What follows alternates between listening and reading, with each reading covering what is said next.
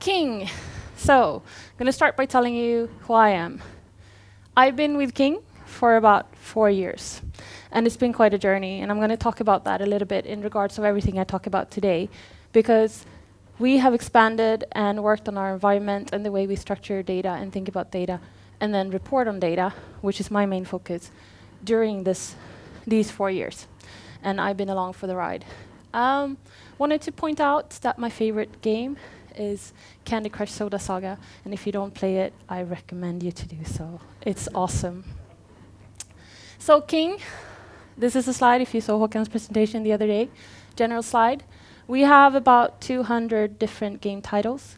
We are active in more than 200 locations around the world, and we have in a month about 340 million unique players across our devices. So we're a global leader on cross-platform gaming, for casual gaming, I should say. Otherwise, someone will be upset, casual gaming. So we're quite big. We have game studios. So by studio, we mean where we actually develop games. We have that in Stockholm, which is the original one, London, Barcelona, Bucharest, Singapore, probably forgetting something. It's on the slide if I do. And we also have other locations in Malta, Tokyo, San Francisco, for other things. So we're quite global, quite a global company. When I started 4 years ago, we were a little bit over 100 people all together, and today we're more than 1,500 people globally. So it's been quite a ride. 2003 was the year when it started. Originally, we had a platform which was a skill site. You signed up to the site, and you were a member, and you were matched against players that were about the same level as you were, equally good, and you played against them. And we had a view the view of our data was that we knew our players quite well, because they were actually actively signing up with us. We were partnering with AOL and Yahoo, and it was more of an interest from the players that we had. In 2011, we moved on towards Facebook, and this is where I came in. When I started, we had just launched Bubble Saga on Facebook. Not Bubble Witch Saga. We had a game also called Bubble Saga. And the company was looking into that Facebook would be the next big thing for us. It was a little over a year later that we launched on mobile, where most of the players today know us. So an overview of my presentation. So I'm going to talk a little bit about our daily data pipeline. What do we do on a daily basis? I'm going to talk about the way we viewed reports and how our reporting history has been. And then I'm going to mainly focus on reporting. Why, you ask? We talk big data, and I mentioned the word Hadoop. Well, because I'm better at the latter part. So if I would talk about Hadoop, it would be utterly boring for you, because you probably wouldn't learn much from me. So we're going to focus on the end data. And then I want to talk about a little bit of my learnings from the last 4 years in terms of what I find useful for our stakeholders. I can mention that when I talk about stakeholders, I talk internal stakeholders. So the reporting that I've been working with is mainly everyone at King that uses our reports. So it could be the finance department, marketing, CRM, and the stuff that we provide them with so that they can make good decisions on an everyday basis. Some of the numbers that we produce are reported externally, but through intermediate and through other parts of the company. So internal reporting. We're very much for a free data flow at King. Basically, everyone that works at King has access to all our reports. There are very few restrictions. And we believe that if you work with something, then you should know about it and be able to check up on your work. So our daily pipeline. I want to take you back again a little bit to the expansion of data. I'm just going to do the first part of it. When we started out, we were basically putting everything in ClickView. If you're familiar with ClickView, it's a data discovery tool, not a database, but you can put the format in. in QVD files. I'm going to mention QVD files a few times. It's ClickView's own format of storing data. We basically picked stuff up of MySQL servers and we put it in ClickView. But ClickView said no. We had another database for a short time called InfoBright. We were trying it out, but the quick expansion and the fact that we were also had started with Hadoop at the same time led us to continue with Hadoop. And in the beginning, we only had a 10-node Hadoop cluster. And it wasn't until a year after 20 nodes. And from there on, 40 nodes, 80 nodes. I don't have to go on that much. We're about 200 nodes, so we're not huge in comparison to probably speakers that are going to speak after me, I think, Spotify. But we also have other solutions. So we have Hadoop, but we also today have a column-based database called XS Solution. So why do we have so much data? Well, we like to track things, obviously.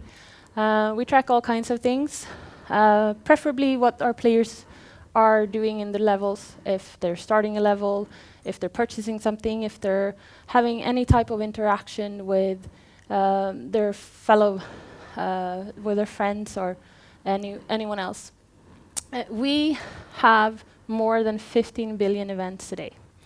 So 15 billion things that happens on our servers that we log. We do it in event types. We have about little over 400 events. I should mention that we don't change events. So we do a lot of the events that we have are actually similar. For example, if you want to add something to a game start event, you don't change the game start event. You do the next version, the number 2. So maybe we don't have 400 unique event types, but we do have a lot of event types. So on a daily basis, what happens? We have game servers. The game servers, they're taking care of all the actions and the gameplay that our players do.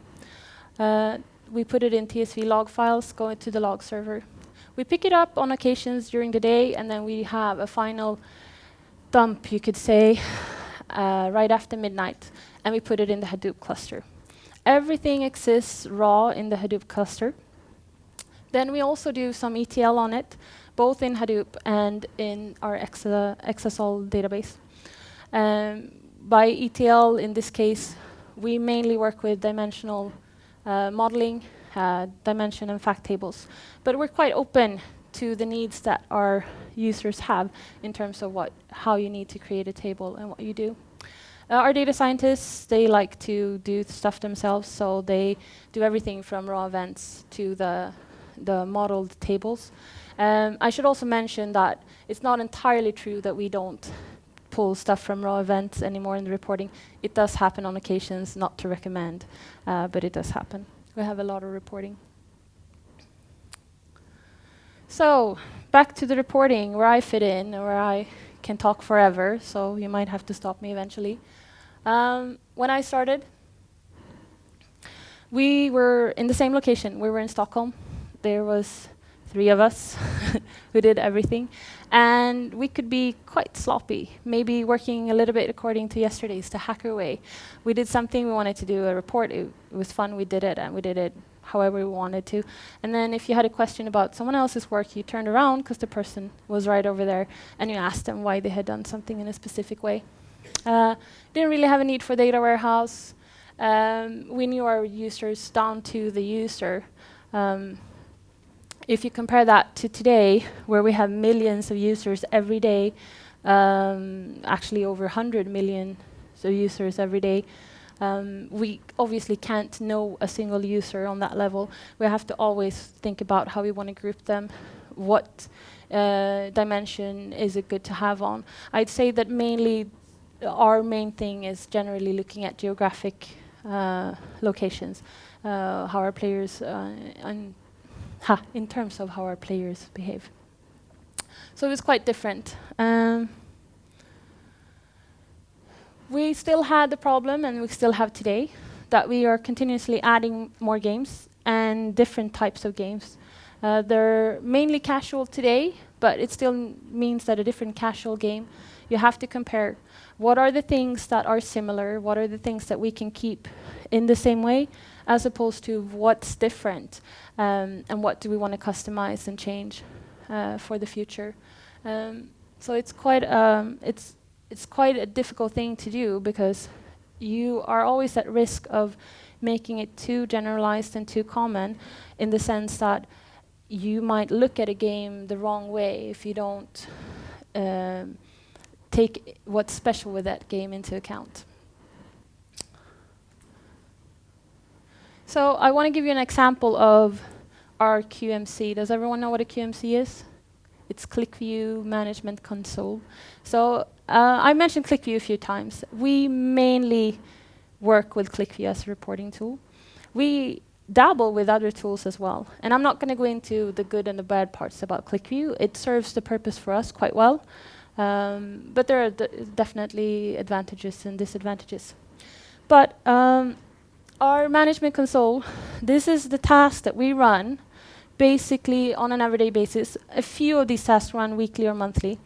And it's about loading the data into the reporting environment. And it's about running the reports and publishing the reports so our end users can use them. And as you see, we have quite a lot of tasks. This is what we monitor and look at on an everyday basis. So for us, it was quite early obvious that we needed to do this in a structured and organized way. Without, I must say, we wanted structure without limiting creativity, which is a hard balance to find. That brings us into dealing with data size in the reporting layer. So ClickView is an in-memory tool, which means that every time you open a report, you use a certain amount of memory. You have an access point where everyone can access the reports. And if you have a lot of users opening a report that's very large, you might have a problem.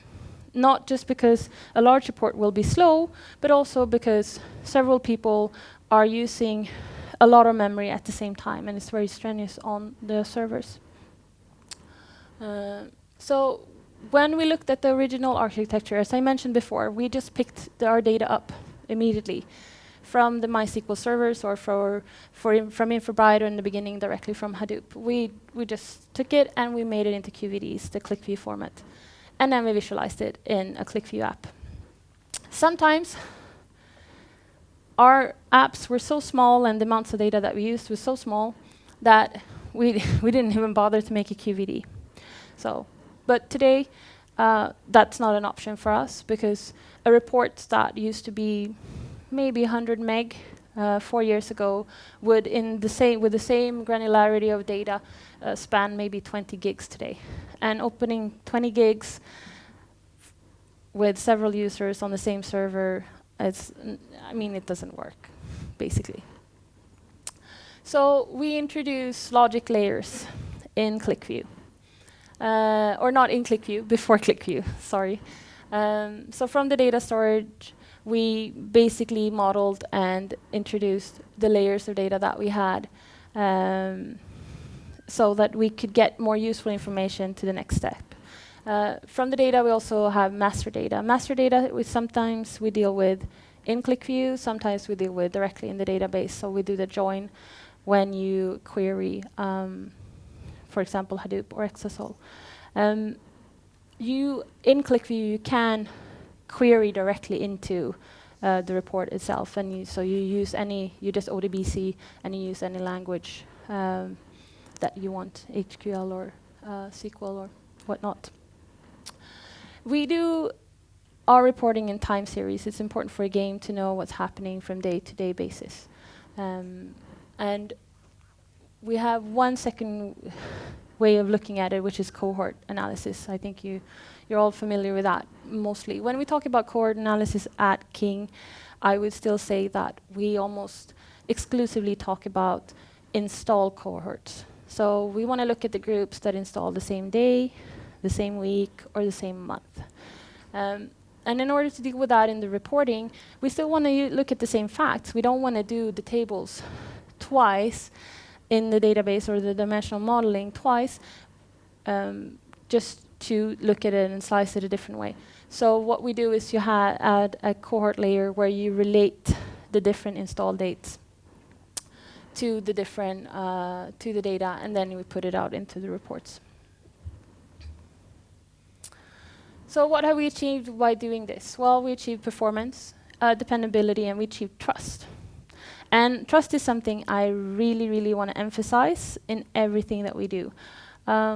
If you do a report, you always have to work with the person using it. And this is something when I used to develop reports that I wasn't always very good at either, because you get your idea and you see the data and you see, oh, okay, I want to put it this way and I want to visualize it this way, and you forget that the end user doesn't understand a single thing that you do. So I really want to emphasize that you need to create trust. And we created trust by being consistent in the way we structured our reports. So when something was strange we are today, when something is strange or different, people can easily understand what we have done. I'm also going to get into a little bit more what we do to actually give this. I'm not going to just talk about theory. I'm going to show you some examples how we actually visualize this for our end users. So how do you govern an environment like this? And now you might be thinking, how is this related to making useful data out of big data? Well, because by governing our environment and by knowing and being clear in what we do, we are also able to explain it to our end users, and we're also able to provide people with what they need.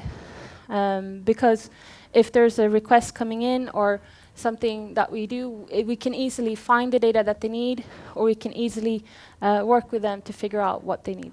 So it's a tool for us to have a good environment, but helping our users. So what we do is we monitor, we govern. We also, as developers, we limit the development overhead by centralizing or having a system for within which we work, a framework for within which we work.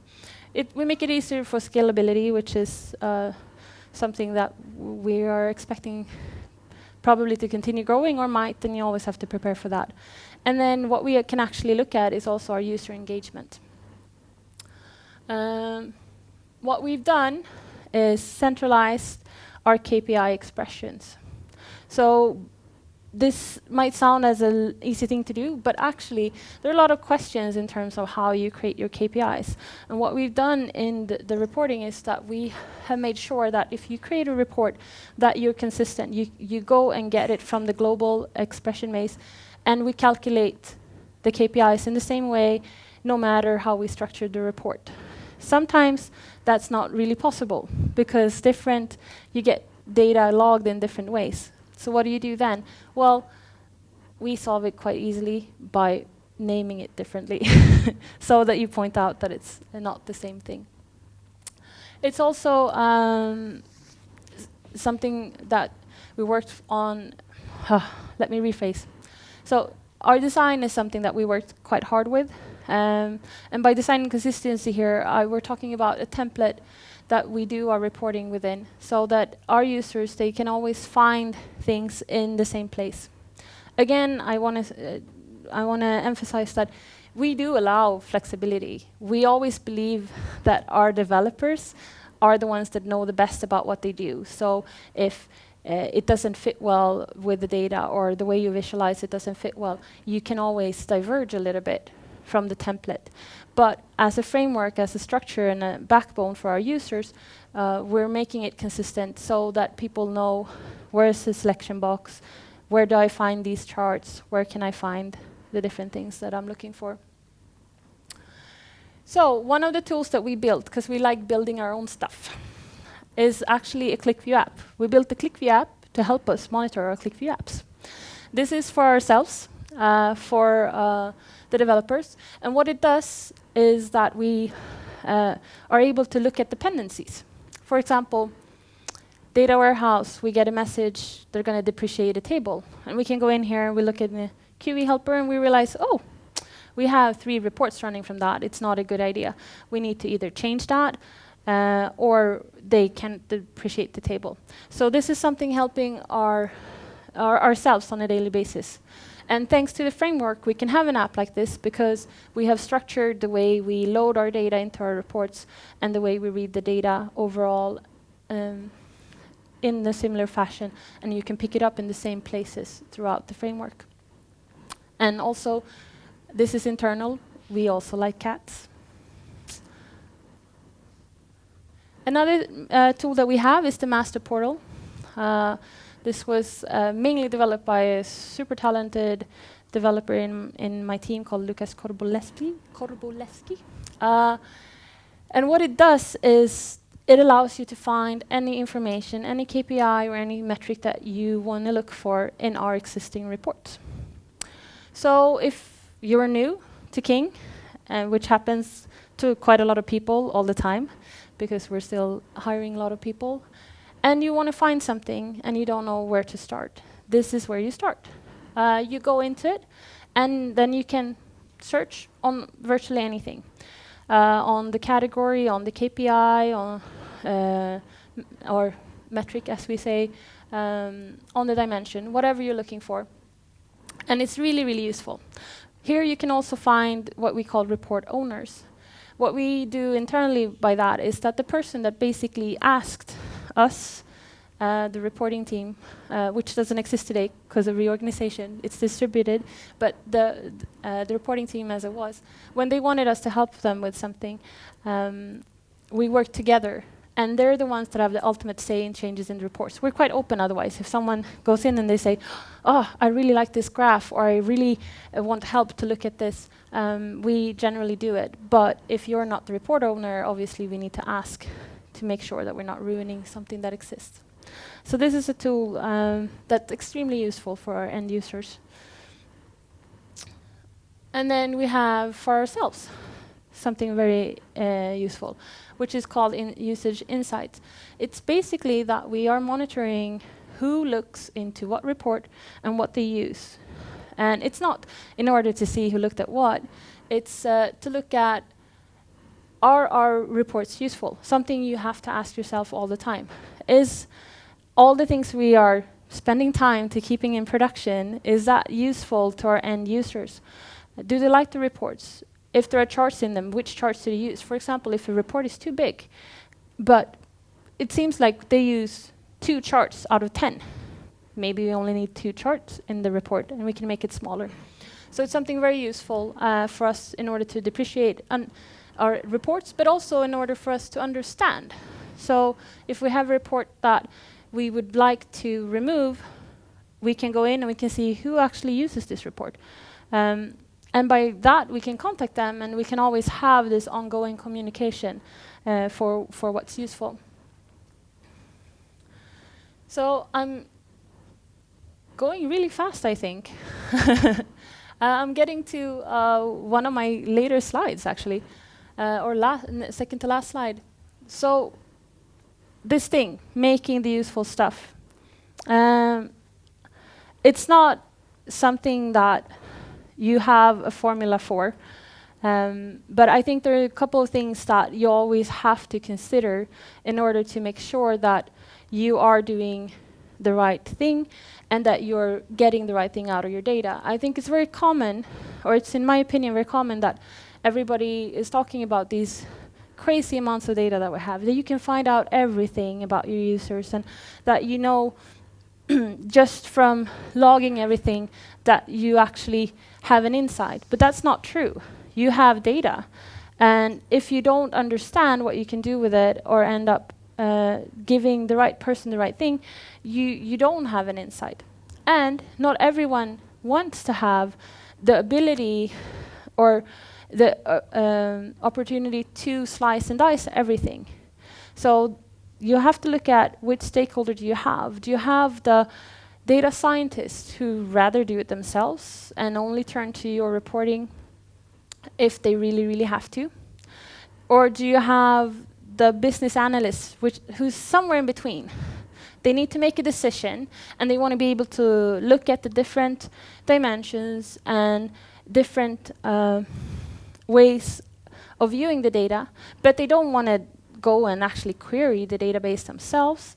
They want to be able to get quick answers, and they want to be able to look over time. And then you have finance, for example, who just want to reconciliate their numbers. They want to make sure that they have the accurate numbers that they need in order to close the reporting for the month or the quarter or whatnot. So you have very different users. So in our case, when it comes to finance, we often just provide them with the data they need, sometimes through reporting, sometimes through direct exports. When it comes to the business analysts, we are looking a little bit more into how we view our reporting environment. So the way we set things up, we are monitoring what they use. We're trying to constantly keep communication with them in terms of what they need, but we're also extremely open to reevaluating what we're doing and how we're doing it, and looking into new tools. And then you have the data scientists, and basically they get to choose their own tools. So when it comes to what you need to think about, I think it's don't get too close into how something should be. Just because you reported it in a different game, maybe that's not what you want to look at in a new game. You want to have no,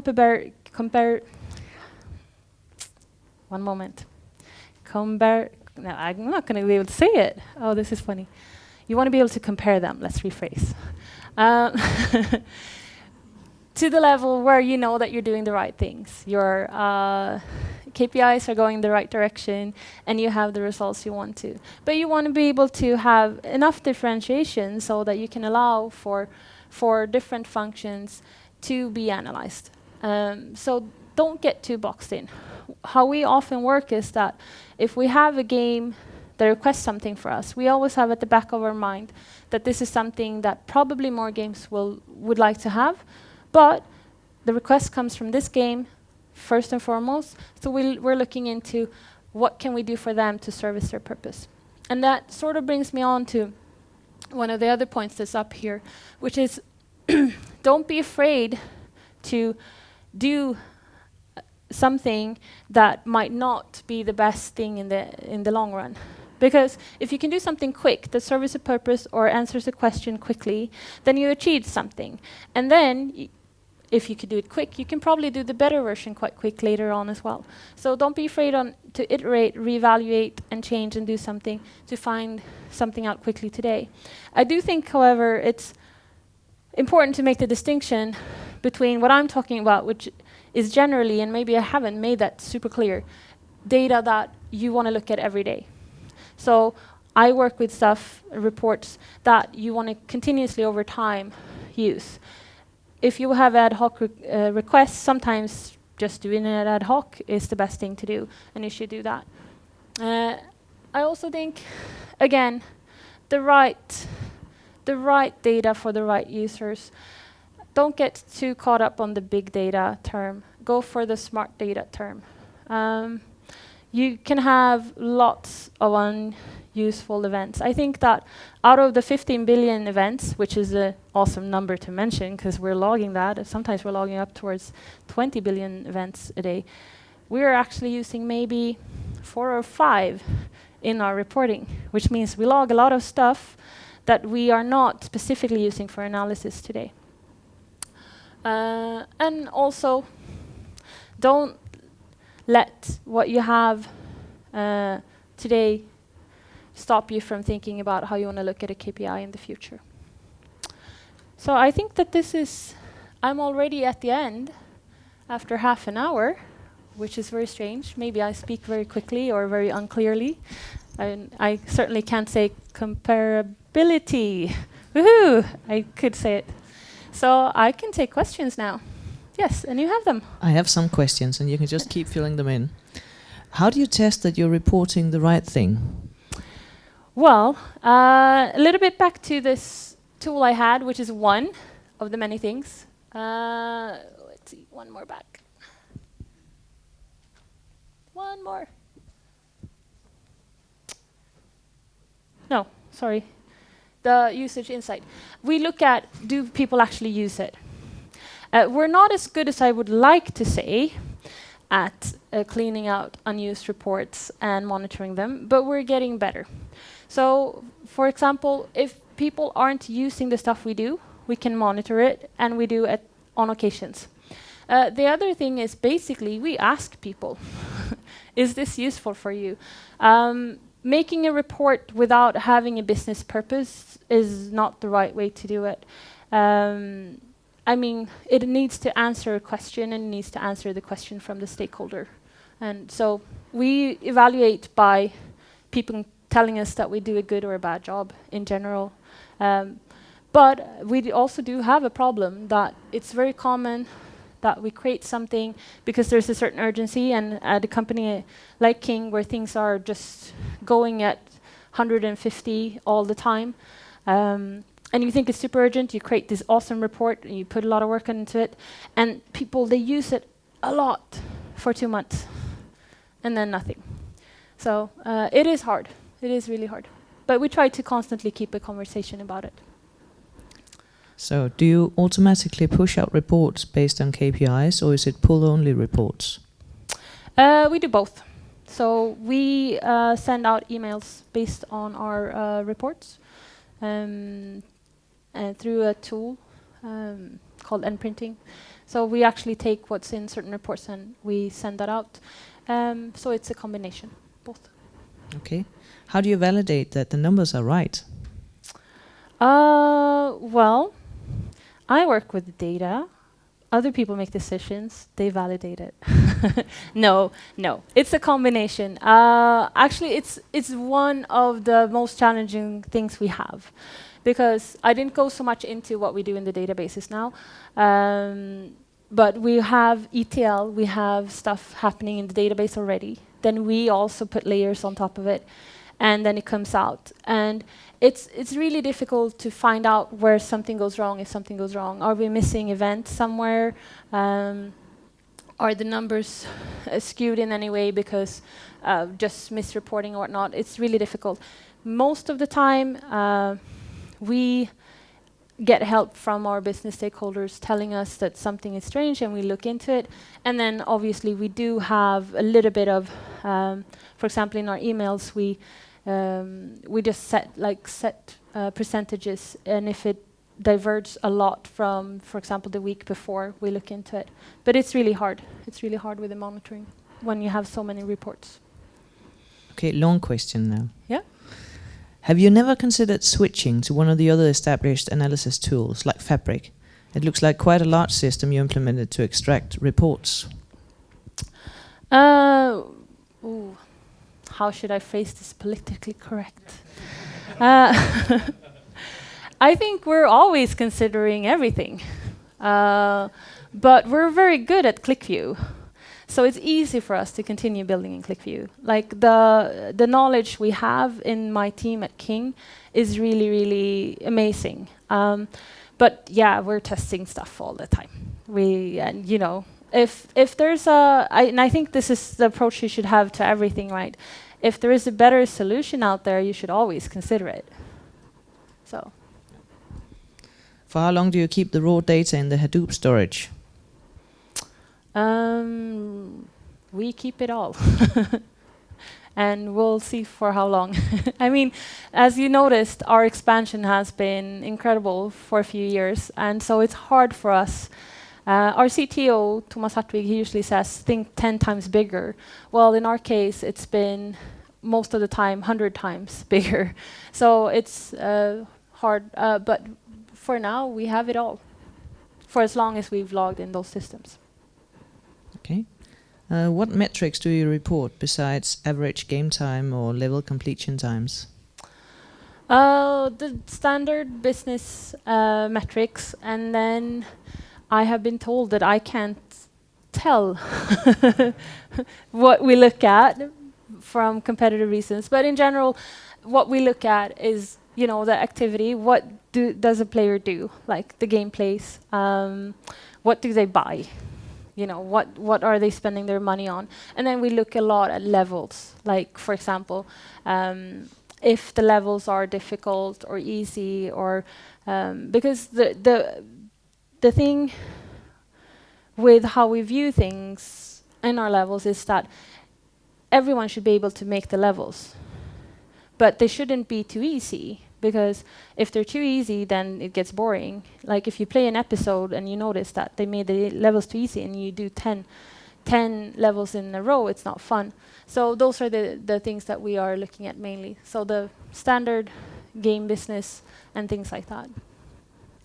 I've got two questions that are sort of related, so I'll give you both of them at the same time. So one is, how do you keep logs anonymous to avoid tracing a specific user? And the other one, do you only use your data for internal use, or do you provide metadata to partners and customers? Well, thank you. Bye. No, no.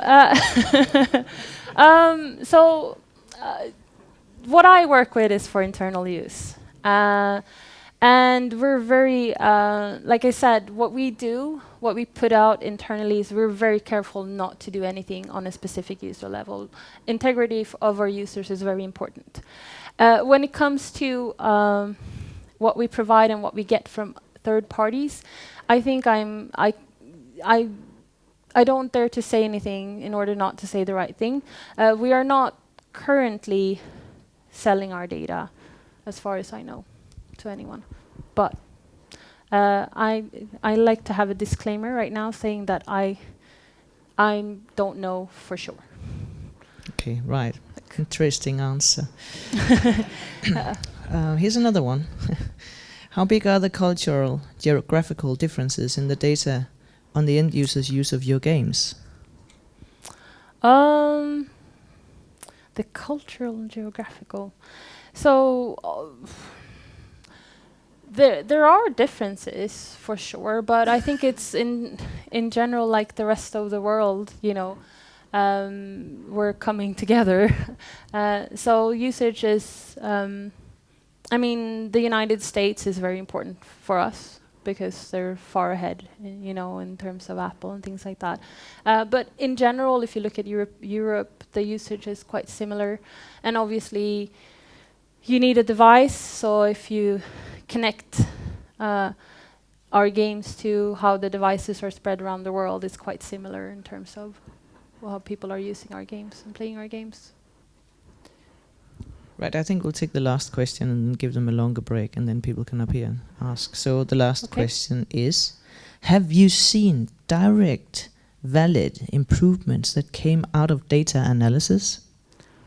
Who said that? Sorry. I can't share that with you. No, you don't have to. Of course. Of course. You know, it's when you have the amount of players that we do, we don't know anybody, again, on the user level. In order to understand our players, we have to use the data. So yes, certainly. We're very data-driven. It's our way to information about most everything. Okay, let's say thank you to Anna again. Thank you.